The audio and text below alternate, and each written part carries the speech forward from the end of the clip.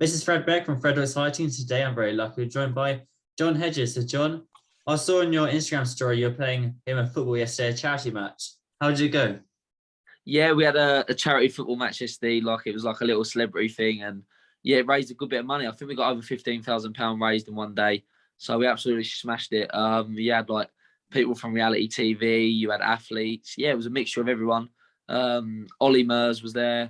Mark Wright played for the opposition other team, like a few Towie people. But no, it was good. Yeah, it was a real good day, and we lost, but is what it is. Do you know what I mean? We didn't have no professional footballers. They had a few footballers, so that's our excuse. Yeah, I mean, if they're professional footballers, then obviously they got the advantage. But what was the score? It was 10-5 in the end. We won the second half. We went like 9-0 down, I think, at one point.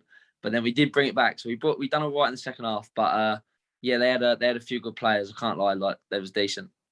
Okay, at least it wasn't like a boring game like 1-0 or 2-0. At least there are a few goals.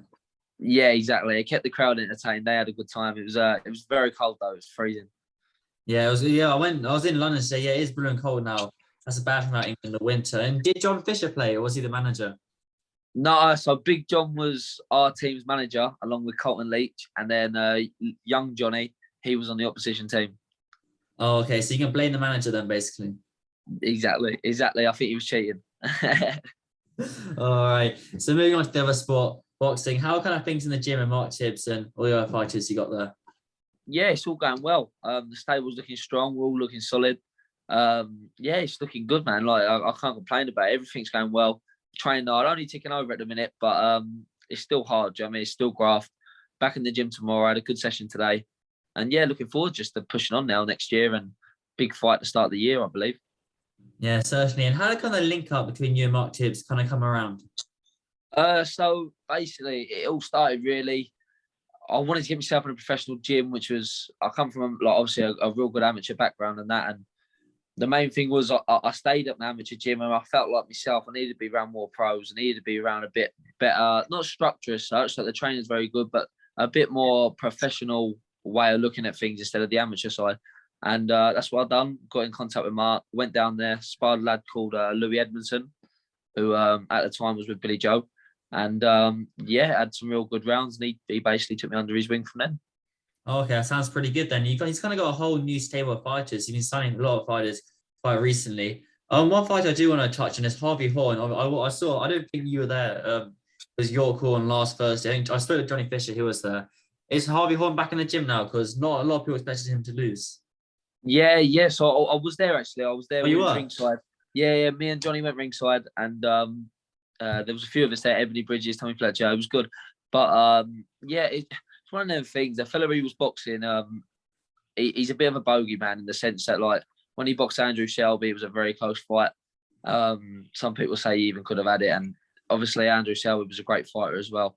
And it was just one of them things. On the day, he's a big puncher, the fighter. We knew what they knew what to expect, and he landed early and he landed clean, and that was the outcome of it, sort of thing. So gutted for him, absolutely sick. Like it took all the boys in a couple of days in the gym to like get back buzzing again. But that's is what it is. Do you know what I mean? He'll come back from it. He'll come back stronger, and he's a very good fighter. Harvey, he's a good fighter. It's just not his night. Yeah, I remember leaving kind of York Hall. And was Jimmy Tibbs there? March. Yeah. Oh, that was Jimmy Tibbs. I thought I recognised him. I was too nervous to say, "Oh, you Jimmy." Yeah. It was so the corner was Mark, Jimmy, and then our S&C coach Sonny Cannon.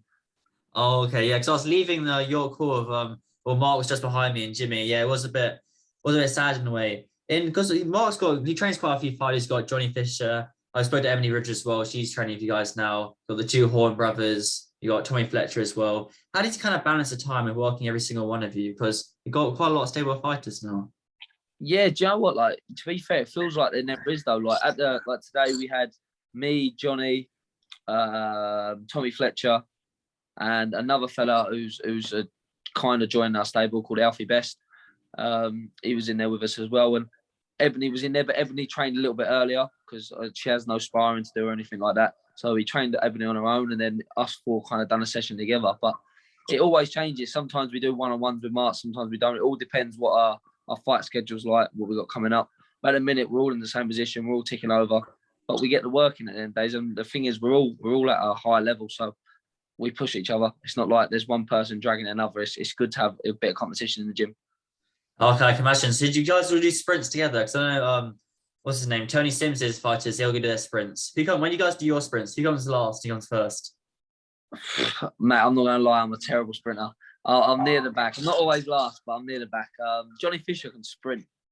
I swear to you, if anyone watches this, long distance, I beat everyone. Anything was long, but when it comes down to sprints, it's not my game. Okay, I can imagine Johnny Fisher being like really, really fast. He's a big guy, isn't he? Yeah, he's just a ball. He lives up to his name, doesn't he? He smashes the ground hard and he has it. So I mean, he used to play rugby as well. If I saw Johnny Fisher running towards me, I'll get out of the way. But when you guys do the long distance kind of runs, how far do you run? Usually it depends. Like there's a place near us called Hainault, and it's like a forest sort of thing. So we do like a bit of a cross country run.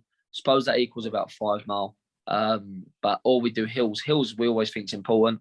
And then coming up to fight week, maybe 2 weeks before we do a bit of track work, get the track in. But running's important, man. You got to be fit. Yeah, 5 miles is a long time. What 3 miles is 5K, so 5 miles is a lot more. So who comes first and last in that? And then 5K. Oh mate, 5K is my number. The 5 miles, sorry, that's my number. Yeah, I'm up the front of that. John, do you know what though? We stay together. To be fair, we all run together, so it's good. It's not. Can't complain. Like. Okay, that's all right then. Kind of you run as a team then. Yeah, exactly that. Teamwork makes the dream work. Yeah, exactly. And just before I let you go, I just want to touch on your amateur career. Obviously, you can see your belts in the background there. You turned over pro quite young. Obviously, you're still 19. What can you tell me about your amateur career? So as an amateur, I had 44 fights. I won 40. I won 4 national titles, GB title, boxed for England 15 times. Every time I boxed for England, I won. So it was a good, that's like my little undefeated record there. 7 international gold medals, and I'm trying to think now. I think that's it. Yeah. Was there anything you didn't win then? I'll tell you what I didn't go on to do, the senior OBAs. So a lot of fighters like to say if you win the senior OBAs, it shows your pedigree, but I was too young. I turned pro first, and even as I turned pro, I was only just old enough to do the senior OBAs then. So I was still really a junior. I'd only done 3 3-minute rounds a number of times, to be fair. So it was all a bit new. But no, yeah, I had a good amateur career. I went all around the world. Must have boxed in about 10, 11 different countries. So yeah, I was very lucky, very blessed. And yeah, it went well. How much does that kind of amateur experience help you? Obviously, boxing in so many different countries. Because now you've boxed in Spain I'm right in saying you boxed in Spain as a pro? Austria as a pro. Okay, so how much does that help you for being as an amateur, being able to box in so many different countries, and then as a pro, you got that experience backing you? Yeah, massively. Like we got out to Austria and it was like second nature. Do you know what I mean? Getting on the flight, making weight while flying. A lot of people struggle with that if you ain't done it before, but done it a number of times. I knew I didn't feel the best the day before. I never do. Do you know what I mean? Because I'm not taking on too many fluids, not eating too much, but it's what it is. And I knew I'd be fine come fight day. And then I got a good performance that day. It was good. Yeah, I remember Mark saying I was quite impressed by your performance. And when you fly out and fly back, do you get to go business class or is it economy? Nah, it's just normal. Yeah, whatever flight we can get, we missed one of them. So we got to train for about 4 or 5 hours, to be fair. We missed our interlocking flight, but that was a long day. That was. So what title do you need to win when you upgrade? Maybe first class. Is it a world title you have to win to go first class? Oh, I don't know. Do you know what? I think I would like, if I'm going distance, yeah, I'll do a bit of a first class if I had the money. But other than that, I don't mind. I'll sit uncomfortable and put a bit of money in my pocket. Yeah, I know. I've never been anything about economy though. No. Me neither. I've never. But never know. I might do an interview in another couple of years. We might be in a better place. Yeah, you'll be on a private jet by then. It'd be nice, wouldn't it? Yeah, private jet does seem pretty nice. But right, John, I'll let you go and you can get on the rest of your day. But thanks so much for your time. And when people find you on Instagram, Twitter, all kind of sponsors or social media? Yeah, so Instagram, John Hedges 1, Twitter, John Hedges _, and then Facebook, John J Hedges. Yeah, hit me up, people. And it's been good talking to you, Fred.